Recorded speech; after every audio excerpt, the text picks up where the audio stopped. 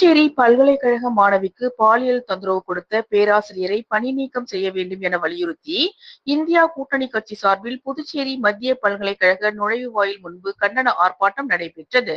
மத்திய பல்கலைக்கழக மாணவிக்கு பாலியல் தொந்தரவு கொடுத்த பேராசிரியர் மாதவையாவை பணி நீக்கம் செய்ய வேண்டும், போராட்டத்தில் ஈடுபட்ட மாணவர்கள் மீது தடியடி நடத்திய காவலர்கள் மீது நடவடிக்கை எடுக்க வேண்டும், மாணவர்கள் மீது போடப்பட்ட வழக்கை திரும்ப பெற வேண்டும் என்பன போன்ற கோரிக்கைகளை முன்வைத்து இந்திய கூட்டணி கட்சி சார்பில் கண்டன ஆர்ப்பாட்டம் நடத்தப்போவதாக அறிவிக்கப்பட்டிருந்தது. அதன்படி புதுச்சேரி காலாப்பட்டு மத்திய பல்கலைக்கழக நுழைவுவாயில் முன்பு நடைபெற்ற கண்டன ஆர்ப்பாட்டத்தில் முன்னாள் முதலமைச்சர் நாராயணசாமி, காங்கிரஸ் கட்சி தலைவர் வைத்திலிங்கம், எதிர்க்கட்சி தலைவர் இரா சிவா, இந்திய கம்யூனிஸ்ட் கட்சி மாநில செயலாளர் சலீம் உள்ளிட்ட இந்தியா கூட்டணி கட்சி நிர்வாகிகள் 100க்கும் மேற்பட்டோர் திரளாக கலந்து கொண்டு கோரிக்கைகளை வலியுறுத்தி கண்டன கோஷங்களை எழுப்பினர். பேராசிரியர் மீது நடவடிக்கை எடுக்காத பட்சத்தில் ஆளுநர் மாளிகையை முற்றுகையிட்டு போராட்டத்தில் ஈடுபட போவதாகவும் அவர்கள் எச்சரித்தனர். விழுப்புரம் மாவட்டம் வீடூர் அணையின் நீர்மட்டம் உயர்வால் விழுப்புரம் மாவட்ட ஆட்சியர் அறிவிப்பின்படி வீடூர் அணையில் இருந்து சுமார் 5647 கன அடி நீர் திறக்கப்பட்ட நிலையில் சங்கராபரணி ஆற்றில் நீர்வரத்து அதிகரித்து நீர் ஆர்ப்பரித்து ஓடியது. மேலும் 10 கண்ணு அருகே உள்ள செல்லிப்பட்டு கிராமத்திற்கு பெருமை சேர்க்கும் வகையில் பிரெஞ்சு காலத்தில் கட்டப்பட்ட சங்கராபரணி ஆற்று செல்லிப்பட்டு படுகை அணை கடந்த 2 ஆண்டுகளுக்கு முன்பாக பழுதடைந்த நிலையில் அணையின் நடுவே உடைப்பு ஏற்பட்டு சரி செய்யப்படாததால் தற்போது வீடூர் அணை மற்றும் சுற்றுவட்டார பகுதிகளில் உள்ள குளம், குட்டை நிரம்பிய நீரும் வீணாக கடலில் கலப்பது விவசாயிகள் மற்றும் அந்த பகுதி மக்களிடையே பெரும் சோகத்தை ஏற்படுத்தியுள்ளது. மேலும் இந்த படுகை அணை சுற்றுலா தலமாக இருந்ததாகவும் புதுச்சேரி மற்றும் தமிழகம் மற்றும் பல்வேறு மாநிலங்களில் இருந்து ஏராளமான சுற்றுலா பயணிகள் நேரில் வந்து படுகை அணையை கண்டு களித்து ரசித்ததாகவும், தற்போது படுகை அணை உடைந்துள்ளதால் சுற்றுலா பயணிகள் நேரில் வந்து ரசிக்க முடியாமல் ஏமாற்றத்துடன் செல்வதாகவும், மேலும் விவசாயத்திற்கு இந்த படுகை அணை நீர் சேமிப்பு மிக உதவியாக இருந்ததாகவும், தற்போது நீர் சேமிப்பதற்கான வழி இல்லாததால் விவசாயம் பயிர் செய்வது பெரும் கேள்விக்குறியாகி உள்ளதாக விவசாயிகள் தெரிவித்தனர். புதுச்சேரியை அடுத்துள்ள தமிழக பகுதியில் உள்ள வீடூர் அணை திறக்கப்பட்டுள்ளதால் சங்கராபரணி ஆற்று கரையோரம் உள்ள 20க்கும் மேற்பட்ட கிராம மக்கள் எச்சரிக்கையாக இருக்கும்படியும், செல்ஃபி எடுப்பது, மீன் பிடிப்பது, குளிப்பது போன்ற செயல்களில் ஈடுபட வேண்டாம் என ஒலிபெருக்கி மூலம் மாவட்ட நிர்வாகம் அறிவுறுத்தியுள்ளது. புதுச்சேரி உள்ளிட்ட தமிழக சுற்றுப்புற பகுதிகளில் கடந்த 2 தினங்களாக அதிக கனமழை பெய்து வருவதால் புதுச்சேரியை அடுத்த தமிழக பகுதியான விழுப்புரம் மாவட்டத்தில் உள்ள வீடூர் அணையின் முழு கொள்ளளவும் நிரம்பியுள்ளது. மேலும் நீர்வரத்து தொடர்ந்து அதிகரித்து வருவதால் அணையின் பாதுகாப்பு கருதி இன்று வினாடிக்கு 500 முதல் 3000 கன அடி நீர் திறந்து விடப்பட்டது. நீரின் வேகம் அதிகமாக உள்ளதால் சங்கராபரணி ஆற்றின் கரையோரம் வசிக்கும் மக்கள் குறிப்பாக மணலிப்பட்டு, செட்டிப்பட்டு, கூனிச்சம்பட்டு, சுத்திக்கேணி, தேத்தாம்பாக்கம், செல்லிப்பட்டு, பிள்ளையார்குப்பம், கூடப்பாக்கம், திருக்காஞ்சி, உருவையாறு உள்ளிட்ட 20க்கும் மேற்பட்ட கிராம மக்கள் பாதுகாப்பாக இருக்க வேண்டும் என மாவட்ட நிர்வாகத்தின் சார்பில் ஒலிபெருக்கி மூலம் வெள்ள அபாய எச்சரிக்கை விடுக்கப்பட்டுள்ளது. மேலும் ஆற்றில் இறங்குவது, மீன் பிடிப்பது, விளையாடுவது, நீந்துவது, செல்ஃபி எடுப்பது போன்ற எந்த விதமான செயல்களிலும் ஈடுபட வேண்டாம் என்றும் மாவட்ட நிர்வாகம் அறிவுறுத்தியுள்ளது. பொதுமக்களின் பேரிடர் தொடர்பான புகார்களுக்கு இலவச அழைப்பு எண்களாக 1077 1070 112 அல்லது 9488981070 என்கிற எண்ணில் வாட்ஸ்அப் தகவல் வழியாக தெரிவிக்கலாம் என மாவட்ட நிர்வாகம் தெரிவித்துள்ளது. அரியாங்குப்பம் தொகுதிக்கு உட்பட்ட பகுதியில் உள்ள நீர் வழித்தடங்கள் மற்றும் வாய்க்கால்களில் ஏற்பட்டுள்ள அடைப்புகளை உடனடியாக தூர்வார வேண்டும் என அதிமுக பொருளாளர் ரவி பாண்டுரங்கன் தலைமையில் அதிமுகவினர் அரியாங்குப்பம் கொம்யூன் பஞ்சாயத்து ஆணையரை சந்தித்து மனு அளித்தனர். அரியாங்குப்பம் தொகுதி காக்காயன்தோப்பு, அபிராமி நகர், வீராம்பட்டினம், சுனாமி குடியிருப்பு ஆகிய பகுதிகளில் மழைநீர் தேங்கி நிற்கிறது. இதனால் குடியிருப்பு மக்கள் பெரிதும் அவதிப்படுகின்றனர். இது குறித்து தகவல் அறிந்த அதிமுக மாநில பொருளாளர் ரவி பாண்டுரங்கன் மற்றும் நிர்வாகிகள் முன்னிலையில் அந்த பகுதியில் ஆய்வு மேற்கொண்டார். பின்னர் மழை பாதிப்பால் பாதிக்கப்பட்ட மக்களை நேரில் சந்தித்து ஆறுதல் கூறினார்.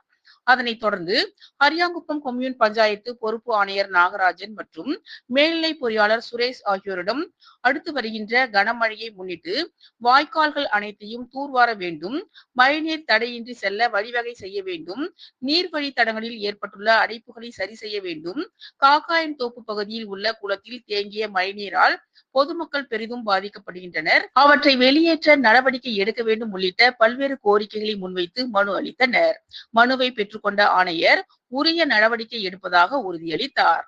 நிகழ்ச்சியின் போது அரியாங்குப்பம் அதிமுக தொகுதி கழக செயலாளர் ராஜா மற்றும் தொகுதி தலைவர் ராஜேந்திரன், வீராம்பட்டினம் வார்டு கழக செயலாளர் பன்னீர்செல்வம், தொகுதி துணைத் தலைவர் சிவா, அம்மா பேரவை இணை செயலாளர் ஜீவா, வார்டு கழக செயலாளர்கள் ஜெயக்குமார், பாலு, ரங்கநாதன், தொகுதி மேலவை பிரதிநிதி குமரன் மற்றும் வார்டு கழக நிர்வாகிகள் நாகப்பன், கோபி, கலைச்செல்வம், செல்வம், அன்பு, எம்ஜிஆர் மன்ற தொகுதி செயலாளர் சரவணன், அசோக்ராஜ், முனியப்பன் என கழக நிர்வாகிகள் பலர் உடனிருந்தனர். கடந்த 2-3 நாட்களாக வீராம்பட்டினம் சுனாமி குடியிருப்புல தேங்கி நிற்கும் தண்ணீரை வெளியேற்றுறது சம்பந்தமாகவும், அதை தொடர்ந்து காக்காந்தோப்பு பகுதியில தண்ணி தேங்கி நின்று அங்க இருக்கிற வீடுகள்லாம் இந்த மழையில தண்ணி உட்புகுந்ததுனால ஏற்பட்ட நஷ்டங்களையும் அந்த மக்களுடைய துயரங்களுக்காகவும் இன்றைய தினம் கொம்யூன் பஞ்சாயத்து அலுவலகத்துல மனு கொடுத்துருக்குறோம். எங்களுடைய நோக்கம் என்னன்னு கேட்டீங்கன்னா, தண்ணி போக வேண்டிய வழித்தடங்கள் அடப்பட்டு இருக்குது. அதை இந்த கொம்யூன் பஞ்சாயத்து அலுவலகம் சுத்தமா கிளீன் பண்ணணும். அதுக்கு அவங்க என்ன சொல்லியிருக்கிறாங்க, நாங்க இதுக்கு டெண்டர் விட்டுருக்குறோம், சீக்கிரமா அதை கட்டி கொடுத்துட்றோம்னு சொன்னாங்க. நாங்க என்ன சொல்றோம், சிமெண்ட் கட்டையில கட்டுறது கட்டுங்க, அதை பத்தி ஒண்ணும் இல்லை. எர்த் ஒர்க் வேலையை முதல்ல முடிங்க, தண்ணி அங்கிருந்து வடிஞ்சு ஓடட்டும். அடுத்து 26, 25, 27 ஒரு புயல் வர்றதா சொல்றாங்க. அது ஆந்திரா நோக்கி போயிறதா கூட இருக்கட்டும்.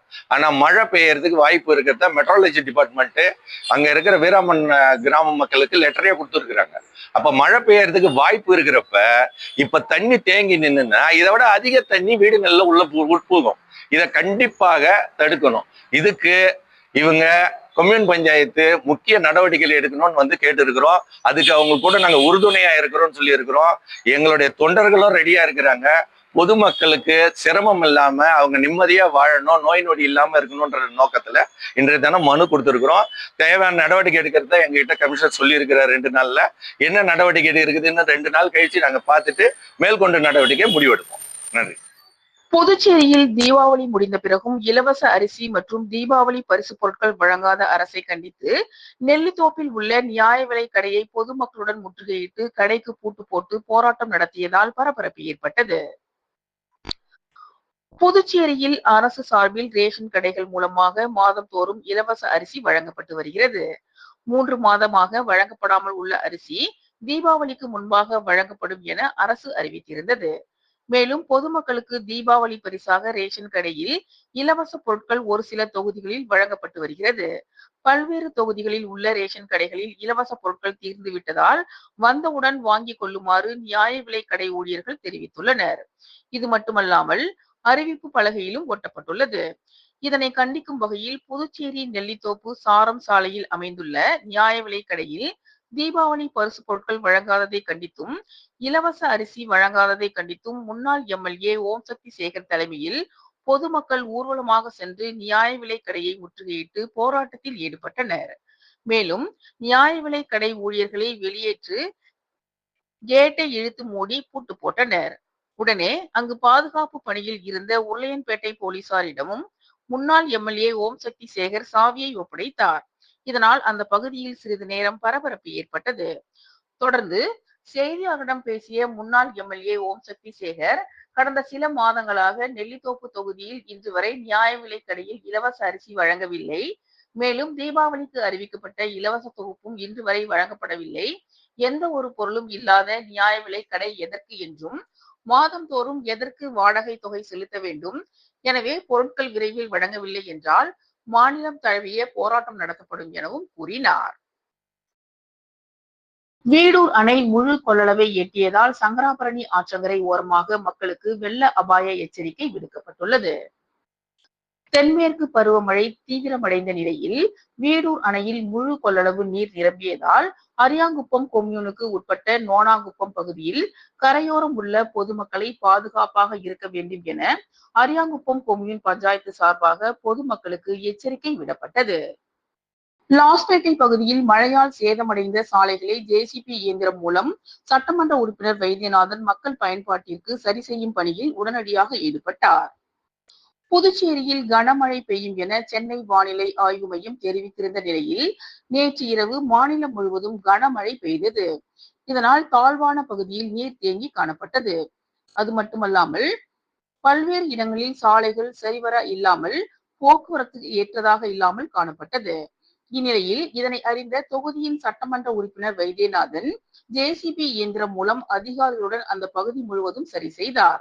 மேலும் இந்த ஆய்வின் போது துறை அதிகாரிகள், பொதுமக்கள், காங்கிரஸ் கட்சி நிர்வாகிகள், கமலா அறக்கட்டளை நிர்வாகிகள் உட்பட பலரும் கலந்து கொண்டனர். புதுச்சேரி திருபுவனை தொகுதியில் கடந்த 20 ஆண்டுகளாக மின்சாரம், குடிநீர், சாலை வசதி இல்லாமல் சேரும் சகதியமாக தவித்து வருவதாகவும், பாம்பு உள்ளிட்ட விஷப்பூச்சிகளுக்கு இடையே உயிருக்கு பயந்து வாழ்ந்து வருவதாகவும் கிராம மக்கள் வேதனை தெரிவித்துள்ளனர். புதுச்சேரி அடுத்த திருபுவனை தொகுதிக்கு உட்பட்ட ஸ்ரீ கணபதி நகர், இந்திரா நகர் மற்றும் வரதராஜ பெருமாள் நகர் ஆகிய பகுதிகளில் சுமார் 300க்கும் மேற்பட்ட குடும்பங்கள் வசித்து வருகின்றனர். இந்த பகுதியில் கடந்த 20 ஆண்டுகளுக்கு மேலாக அடிப்படை வசதிகளான மின்சாரம், குடிநீர் மற்றும் சாலை வசதிகள் செய்து தரப்படவில்லை. இது குறித்து தொகுதியின் சட்டமன்ற உறுப்பினரான அங்காளனிடம் பலமுறை தொகுதி மக்கள் முறையிட்டும் எந்தவித நடவடிக்கையும் எடுக்கப்படவில்லை என கூறப்படுகிறது. இந்நிலையில் புதுச்சேரியில் தற்போது பெய்து வரும் கனமழையால் கணபதி நகர், வரதராஜ பெருமாள் நகர் மற்றும் இந்திரா நகர் ஆகிய பகுதிகளில் சாலை வசதி இல்லாததால் மழைநீர் ஆறு போல தேங்கி சேரும் சகதியமாக காட்சியளிப்பதால் இந்த பகுதி மக்கள் கடுமையான சிரமத்திற்கு ஆளாகியுள்ளனர்.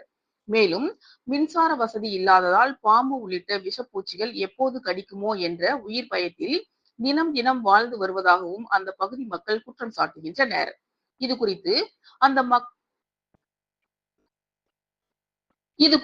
அந்த பகுதி மக்கள் கூறுகையில், கடந்த 20 ஆண்டுகளாக இந்த பகுதியில் சாலை வசதி இல்லாததால் சேரும் சகதியுமாக உள்ளதாகவும், விஷ ஜந்துகளுக்கு இடையே வாழ்ந்து வருவதாகவும், இது குறித்து சம்பந்தப்பட்ட அதிகாரியிடம் சென்று முறையிட்டால் அதிகாரிகள் தங்களை மிரட்டுவதாகவும் குற்றம் சாட்டிய அவர்கள், சட்டமன்ற உறுப்பினரும் எந்தவித நடவடிக்கையும் எடுப்பதில்லை எனவும் தெரிவித்தனர்.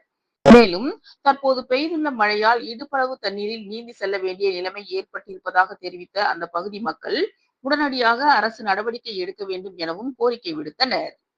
புதுச்சேரி மாநில பூரணாங்குப்பம் அய்யனாரப்பன் கோவில் கும்பாபிஷேக நிறைவு நாள் அன்று யாகம் மற்றும் சிறப்பு பூஜை நடைபெற்றது. புதுச்சேரி மாநிலம் பூரணாங்குப்பம் கிராமத்தில் 400 ஆண்டுகள் பழமை வாய்ந்த வில்லுக்கட்டி அய்யனாரப்பன் கோவில் உள்ளது. அந்த கோவிலில் கடந்த செப்டம்பர் மாதம் 5ஆம் தேதி கும்பாபிஷேக விழா நடைபெற்றது. அந்த விழாவினை தொடர்ந்து மண்டல பூஜைகள் தினசரி நடைபெற்று வந்தன. மண்டல பூஜையின் 48வது நாளில் காலை 10 மணி அளவில் சிறப்பு யாகம் தொடங்கியது. நிறைவு பூஜையில் பூர்ணாகுதி செய்து கலசத்திற்கு மகா தீபாராதனை காண்பிக்கப்பட்டது. அதனைத் தொடர்ந்து அனைத்து சுவாமிகளுக்கும் சிறப்பு அபிஷேகம் செய்து விசேஷ அலங்காரம் செய்யப்பட்டது. அதே போல பூரணி பொற்களை சமேத வில்லுக்கட்டி அய்யனாரப்பன் சுவாமிகள் சிறப்பு அலங்காரத்தில் பக்தர்களுக்கு அருள் காட்சி அளித்தார். தொடர்ந்து பஞ்சமுக மகா தீபாராதனை காண்பிக்கப்பட்டது. பூஜையில் கோயில் நிர்வாக அதிகாரி பாஸ்கரன், திருப்பணிக்குழு தலைவர் முருகேசன் மற்றும் உறுப்பினர்கள் முன்னிலை வகித்தனர். கிராம முக்கியஸ்தர்கள், பெண்கள் உள்ளிட்ட ஏராளமான பக்தர்கள் கலந்து கொண்டு சுவாமி தரிசனம் செய்தனர். மண்டல பூஜை நிறைவு விழாவில் கலந்து கொண்ட பக்தர்களுக்கு சமபந்தி விருந்து வழங்கப்பட்டது. மரக்காணம் அருகே ஞானக்கல் மேடு அருள்மிகு ஸ்ரீ சுயம்பு பூதகாளி அம்பாள் திருக்கோவிலில் ஐப்பசி மாத அமாவாசையை முன்னிட்டு தீச்சட்டி எடுத்தல் விழா நடைபெற்றது. விழுப்புரம் மாவட்டம் வானூர் சட்டமன்ற தொகுதிக்கு உட்பட்ட மரக்காணம் அருகே உள்ள ஞானக்கல் மேடு கிராமத்தில் அமைந்துள்ள ஸ்ரீ சுயம்பு பூதகாளி அம்பாள் திருக்கோவிலில் ஐப்பசி மாத அமாவாசையை முன்னிட்டு தீச்சட்டி எடுத்தல் விழா நடைபெற்றது. இதில் சுற்று வட்டாரத்தை சேர்ந்த 10க்கும் மேற்பட்ட கிராம மக்கள் கலந்து கொண்டு தீ மூட்டி கற்பூரம் ஏந்தி தீச்சட்டி எடுத்து தங்களது வேண்டுதலை நிறைவேற்றினர். முன்னதாக அச்சிரப்பாக்கம் ஸ்ரீதர் குருக்களால் சிறப்பு யாகசாலை பூஜைகள் நடைபெற்றன. அதனைத் தொடர்ந்து அம்மனுக்கு பல்வேறு பழங்கள் மற்றும் வாசனை திரவியங்களால் அபிஷேக ஆராதனை மற்றும் கலச நீர் அபிஷேகமும் செய்யப்பட்டது. இதில் திரளான பக்தர்கள் கலந்து கொண்டு சுவாமி தரிசனம் செய்தனர். நிகழ்ச்சிக்கான ஏற்பாடுகளை முன்னாள் வானூர் ஒன்றிய பெருந்தலைவர் VMR சிவா தலைமையில் பக்தர்கள் சிறப்பாக செய்திருந்தனர். இதில் உபயதாரர் அரவிந்த் செராமிக்ஸ் உரிமையாளர் திருவண்ணாமலை திருஞான சம்பந்தம் விஜயலட்சுமி குடும்பத்தினர், எறையூர் ரவிச்சந்திரன் புனிதா குடும்பத்தினர் கலந்து கொண்டனர். இந்நிகழ்ச்சியில் துருவை முத்துவேல், கொந்தாமூர் சிவக்குமார், பெட்ரோல் பங்க் உரிமையாளர் ஏழுமலை, கீழ்கூத்தப்பாக்கம் ஐயப்பன், அச்சனப்பட்டு வினோத்குமார், கிளியனூர் விஜய் என்கிற செந்தில், பெருமுக்கல் லாரி உரிமையாளர் ஆனந்த், கிரஸ் ஓமிப்பூர் ஜெயச்சந்திரன், ஞானக்கல்மேடு ராஜகுரு பாண்டியன், பூக்கடை வெற்றிவேல், ஓமிப்பூர் பம்பை முத்து, டிரைவர் வெங்கடேசன், கோவில் பூசாரி லட்சுமி அம்மாள் உள்ளிட்ட சுற்று வட்டாரத்தை சேர்ந்த ஏராளமானோர் பொதுமக்கள் கலந்து கொண்டு சிறப்பித்தனர். இதனைத் தொடர்ந்து விழாவில் கலந்து கொண்ட பக்தர்கள் அனைவருக்கும் இரவு உணவு வழங்கப்பட்டது.